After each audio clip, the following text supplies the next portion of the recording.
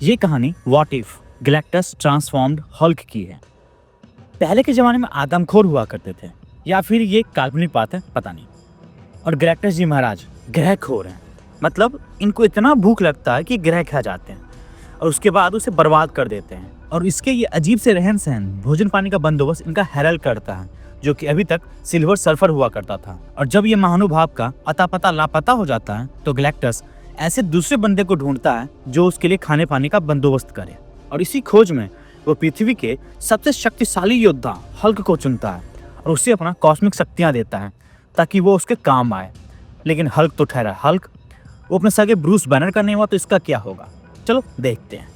कहानी की शुरुआत होती है जिसमें हम देखते हैं कि विलमीन ग्रह पे एक उड़ता हुआ बंदा आते उन सबको आदेश देता है कि वो सब जल्दी से वो जगह छोड़कर जाएं। वो वहाँ के लोगों को समझाने की कोशिश करता है कि गैलेक्टस आ रहा है, और ये कहते ही वो वहीं नीचे आता है। ब्रूस का होलिया बदला हुआ रहता है, कॉस्मिक शक्तियों की वजह से वो पूरा सिल्वर जैसा दिखता है। जैसे ही वो नीचे आता है वहीं उन सबका सरदार उसे बताता है कि उसे अच्छे से पता है, और फिर वो बताता है कि उसे पता है कि वो ब्रूस बैनर है जिसने बहुत समय पहले वहाँ संदेश भिजवाया था। ये सुनते ब्रूस चौंकते हुए पूछता है कि जब सब पता है तो कोई जा क्यों नहीं रहा? वो बोलते ही रहता कि तभी वो सरदार ब्रूस को चुप कराते, बताता कि वो लोग लड़ाई से मुंह मोड़कर नहीं भागते, इसीलिए वो लोग ऐसा कोई जहाज नहीं बनाए। इस पर ब्रूस, अच्छा समझा, चूतिया हो तुम लोग। ब्रूस के मुंह से ऐसा सुनते सरदार का पारा हाई हो जाता है और वो चिल्लाते, मार दो इस बलवंत राय के कुत्ते को। और तभी वहीं चारों तरफ से ब्रूस पे अंधाधुंध गोली चलने लगती है। उसके बाद भी ब्रूस उन लोगों को समझाने की कोशिश करता है, लेकिन तभी उस पर दोबारा गोली चलने लगती है। और तब ब्रूस हल्क में बदलते, मरना ही चाहते हो तो मरो सालो। पृथ्वी पे बहुत साल पहले ब्रूस अकेले अंधेरे कमरे में बैठा बताते रहता है कि हाँ वो उसके बारे में सुना है। गैलेक्टस खुद को ग्रह संहारक बुलाता है। वैसे काफी अच्छा नाम चुने हो। वहाँ तुम्हारा चमचा था ना चमकीला, जो तुम्हारे लिए वो ग्रह ढूंढता था ताकि तुम्हारी भूख मिट सके। वैसे पृथ्वी पे भी आए थे ना, रीड रिचल ने तुम्हें छठी का दूध याद दिला दिया था, तो वापस क्यों आए हो? और वो भी खास कर मेरे लिए। तभी वही गैलेक्टस उसे बताता है कि उसे एक नए हेरल्ड की जरूरत है। और फिर ब्रूस को बताते कि वैसे तो वो बहुत शक्तिशाली है, लेकिन यहाँ उसकी शक्तियों का गलत इस्तेमाल किया जा रहा है।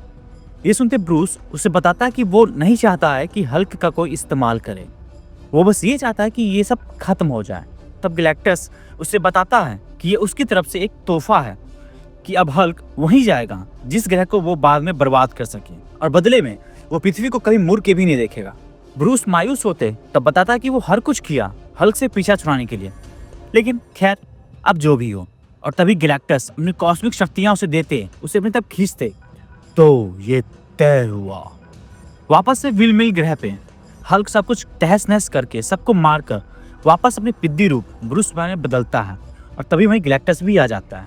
गैलेक्टस के पास जाते ब्रूस उसे बताता है कि वो उन सबको पहले ही संदेश भिजवाया था कि वो सब ये ग्रह खाली कर दे, पर सब थित्थर थे, कोई बात नहीं सुने, सब बस लड़ना चाहते थे। गैलेक्टस से सुन बताता है कि ये ग्रह खाली करवाने का चोचला उसका था, हालांकि जिससे उसे कोई फर्क नहीं पड़ता, कोई गया तो भी ठीक, नहीं गया तो भी ठीक। ये कहने के बाद ब्रूस को आदेश देता है कि वो जाके अगले ग्रह पे जाए और उसके आने का प्रबंध करे। ब्रूस अपने मालिक की बात सुनते तेजी से वहां से अगले ग्रह की तरफ जाता है और गैलेक्टस वो ग्रह खाकर उसे पूरा बर्बाद कर देता है। गैलेक्टस का बताया उसका अगला भोजन बोले तो ग्रह इलेसन 3 पे ब्रूस तेजी से जाता है और सब कुछ देखते खुद में सोचता कि चलो ये तो ठीक सा ग्रह लग रहा है जहाँ के लोग उसकी बात समझेंगे। और ब्रूस जैसे ही वहाँ नीचे आता है वहीं उसकी मुलाकात पृथ्वी के शक्तिशाली हीरोज की टीम एवेंजर्स से होती है, जिसमें आयरन मैन, कैप्टन मार्वल और विजन होते हैं। उस वक्त के लिए अपने सामने अपने साथी को देख ब्रूस उनसे पूछता है कि वो सब अपने घर, अपने ग्रह से इतनी दूर किसी और ग्रह पे क्या कर रहे हैं। मतलब कि एवेंजर्स जिनका सिक्का पूरे ब्रह्मांड में चलता है, वो सबको क्या ही फर्क पड़ता है कि गैलेक्टस एक फुद्दू से ग्रह के साथ क्या करे।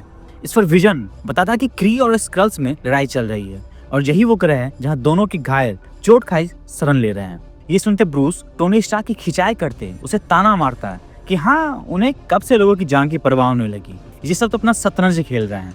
स्टार्क ये सुनते ब्रूस को बताता है कि किसी की जान की परवाह करने के बारे में बोलने लायक वो है ही नहीं, वो खुद उसका साथ दे रहा है जो इंसान नहीं पूरे ग्रह को बर्बाद कर देता है। स्टार्क की ये बात सुन ब्रूस को गुस्सा आ जाता है और वो उसका हाथ पकड़ते खुद हल्क में बदलते आयरन मैन को एक गेंद की तरह दूर फेंक देता है और फिर तुरंत उसके पास जा टपकता है। अपने सामने हल्क को आता देख स्टार्क अपने साथी को बोलता है कि उसे बस कुछ सेकंड चाहिए, उसके बाद वो हल्क से भिड़ेगा। इस पर विजन उसे समझाने की कोशिश करता है कि अच्छाई इसी में है कि हम सब पीछे हट जाएं। हल्क पूरे गुस्से से आयरन मैन पे हमला करता है, लेकिन आयरन मैन उसे बसते चिल्लाते बताता है कि बस कुछ सेकंड, और ये कहते वो वहां से चला जाता है। और तभी कैप्टन मार्वल हल्क से लड़ने आती है। कैप्टन अपनी शक्तियों से हल्क के हमले को रोके उसे शांत रहने को बोलती है ताकि उसे कुछ समझ आए, लेकिन हल्क ठहरा। हल्क वो पूरा जोरों से कैप्टन को मारने की कोशिश करते हैं। अरे वाह उस्ताद, तुम्हारे अंदर तो कॉस्मिक शक्तियां हैं, ये कहते वो उसका सारा कॉस्मिक शक्तियां अपने अंदर ले लेता है, जिसके बाद कैप्टन मार्वल वही दर्द में चिल्लाते हुए बेहोश हो जाती है।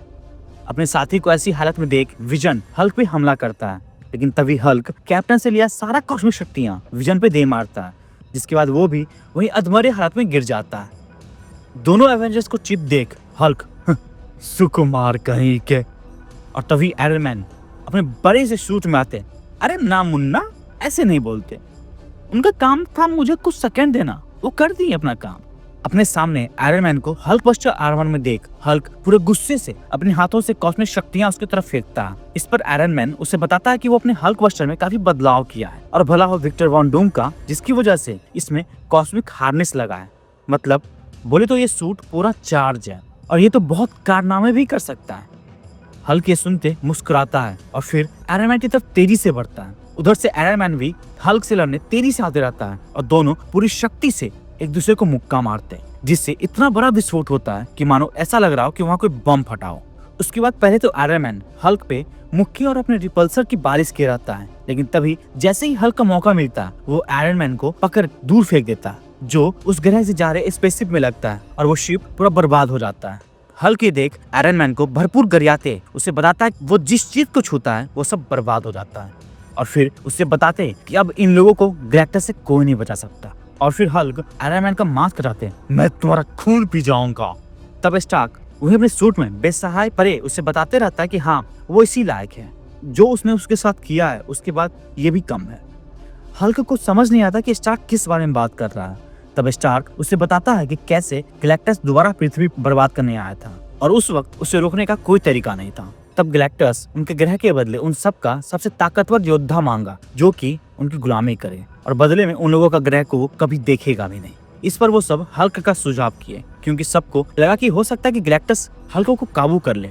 उसके बाद स्टार्क हल्क से माफी मांगते उसे समझाता है कि उसे गैलेक्टस के ये कत्लेआम में हिस्सेदारी देने की जरूरत नहीं है। वो ये बताते ही रहता है कि तभी पीछे से किसी की चीख सुनाई देती है। हल्क देखता है कि वहीं छोटी सी बच्ची आग से घिरी रोती मदद के लिए बुला रही है। हल्क तेजी से वहीं जाते उस बच्ची को बचाता है, और वहीं अपनी पिद्दी बैनर के रूप में आ जाता है। वहाँ के कुछ लोगों को बचाने के बाद वो स्टार्क को उसके सूट से निकलने में मदद करते उससे बताता कि वो हर किसी को नहीं बचा सका, और वो बस यही चाहता कि हर कोई सुरक्षित रहे, लेकिन गैलेक्टस उसे रोका नहीं जा सकता। अपने दोस्त को ऐसे लाचार देख स्टार्क ब्रूस को समझाता है कि ऐसा कुछ नहीं है, वो सब उसका दिखावा है, और वैसे भी जो भी हो एक बात तो सच है कि हल्क किसी का गुलाम नहीं है। ये सुनते ब्रूस पूरे गुस्से में हल्क में बदलते स्टार्क को बताता कि बोल देना गैलेक्टस को कि हल्क आ रहा है, और ये कहते हल्क पूरे गुस्से में वहां से चला जाता है। इसी के साथ ये कहानी खत्म। तो दोस्तों आपको ये कहानी कैसी लगी हमें कमेंट सेक्शन में जरूर बताएं, और चैनल को शेयर सब्सक्राइब करना ना भूले। शुक्रिया।